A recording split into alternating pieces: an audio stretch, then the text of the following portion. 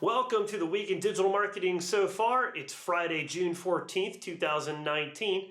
As always, we get started off on YouTube. YouTube CEO Susan, whose last name I can't really say, did an interview at a conference in Scottsdale, Arizona. In the interview, she apologized for YouTube's often hard to understand rules about content and apologized to any users who felt harmed by the content created by other users. YouTube has announced that the personalized notifications will now be the default notification for subscribers, and they also clarified how that system works.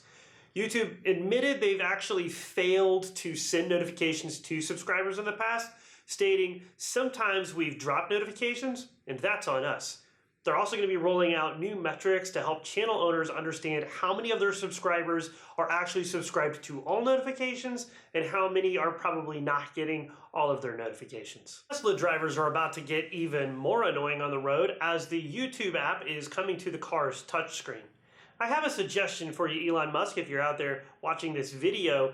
Maybe put your turn signal on the touchscreen, or maybe put a reminder that there are other drivers on the road too, not just all Teslas. According to a study by video analytics firm PEX, less than 1% of YouTube videos ever reach 100,000 views. I'm happy to say that I'm definitely part of the 99% because my last video didn't even crack 100 views. On to Google we go. The search engine that could steal the web if we allow it announced a series of new free conferences for webmasters and other people that run websites. Now, in their announcement, they said that these conferences would be available no matter your location, but it turns out that they're probably going to have different content and material between locations, and they may even tailor the material for a specific location. Currently, Google only has 2 of these scheduled. Google's CEO said in an exclusive interview with CNN that he thinks people will no longer be able to learn one thing and apply that the rest of their lives, like a skill or a trade. He even said he thinks people need to go through retraining throughout their life, including midlife, and probably towards the end of their life, they need to be retrained on new things. During the same interview, Sundar also said that he believes Google may need to slow down in some disruptive areas to keep people from losing too many jobs. Continuing in the interview, he also said that he believes that Google's size gives them some advantages that other companies don't have, but stressed that he believes Google is an upstart company in many of these technology areas. He also suggested that scrutiny of his company and other big tech companies was okay, but that Google could do things smaller companies couldn't, like invest in AI technology. He even went on to say that he believes breaking up Google would be bad for national security. CCN, not to be confused with CNN because they report actual news, is a website that reports on blockchain technology and recently announced they were shutting down due to the Google June Core 2019 update. They say this update killed their traffic and it left them really no choice. After the announcement, they got a massive volume of press coverage and media links, which may have boosted their SEO. It turns out this all could have been a ploy anyway, just to get PR coverage and maybe even free SEO advice, as CCN is now stating they are back from the dead and appears to not be shutting down at all. I feel betrayed, but not more than when IHOP changed their name to iHob.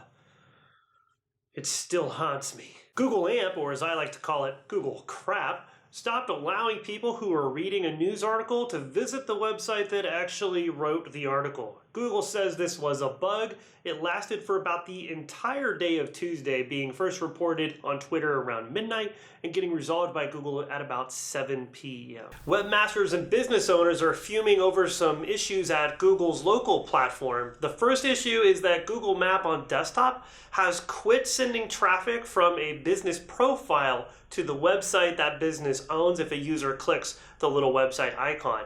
Instead, Google shows a redirect message and forces users to click a second time just to get to the website, but suggests that they go back to Google. Google My Business, the platform where businesses enter their information into Google, suspended a lot of Google business profiles over the last week. Many of those appear to be real, actual, physical brick and mortar businesses, but many are also virtual businesses or fake businesses that Google may have been targeting with a spam effort. So far, nobody who has reported these issues has gotten any feedback from Google's dysfunctional local business portal, so nobody really knows what's going on right now. Meanwhile, on the side of Facebook Paradise, a deepfake video of Czar Zuckerberg went viral. The video makes Mark Zuckerberg look like he's talking about conspiracy about Facebook's business and how they handle personal data. The video is important for a couple of reasons. One, it shows us that deepfakes are something we do really need to worry about. And two, I kind of believed most of it could have been true. A group of companies, including Visa, MasterCard, PayPal, and Uber, have agreed to dump $10 million into Facebook's blockchain technology. Facebook staffers scouring through the company's email archives under a federal order are rumored to have uncovered emails that they fear will be damaging to the company from a public relations standpoint if they become public. Supposedly, these emails relate to Mark Zuckerberg and his role in Facebook's current privacy woes. I don't know about you, but I'm in the mood for some new reading material because George R.R. Martin keeps letting me down. Speaking of letdowns, Instagram went down for about an hour on Thursday and unfortunately came back online. A construction worker in Austin, Texas became an overnight Insta celebrity for making fun of Instagram influencers. But of course we can't have good things like this. It turns out it was all just a marketing stunt to try to sell coffee at a small coffee shop in Austin, Texas. The profile took off after a Twitter account with a small number of followers, I believe under 500, which was also probably fake, posted a fake account about how the Instagram construction guy was her father, which should go to show you that people on social media will believe pretty much anything. Selena Gomez took a swipe at Instagram when she revealed that she actually doesn't have the app on her phone as she believes it's harmful to people's mental health, even though she has a really big Instagram following. Microsoft's Edge browser development team did a Reddit AMA where they revealed Microsoft might be willing to release a version of the Edge browser for Linux. Reddit has announced a new contest mode. It's actually an old mode on the old version of Reddit, but they've now ported it over and it is available on the new version of Reddit that they forced all people to adopt a long time ago.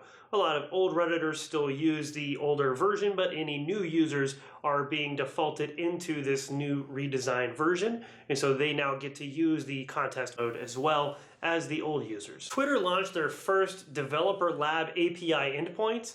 Now developers for Twitter can be disappointed before they make a project, and not after Twitter kills their access. Google used Twitter to leak a photo of their upcoming Pixel 4 phone. Probably a good indication that Google is giving up on social media altogether and is just going to rely on other partners at Twitter. Frontier Communications is going to offer $1,000 to anybody who can go a full week without using their smartphone and use a flip phone instead. So basically everybody who lived before the year 2007 when the iPhone was released, go back in time, remember how you lived with a flip phone. If you do that for a full week, Frontier Communications will give you a cold $1,000. Thank you everybody for tuning in to watch the second episode of The Week in Marketing so far. I appreciate everybody's feedbacks and comments. Please subscribe down below, leave a comment down below. Tell me you love me, tell me you hate me. I honestly don't really care. Please subscribe so I can keep making videos and trying to make jokes that may or may not land.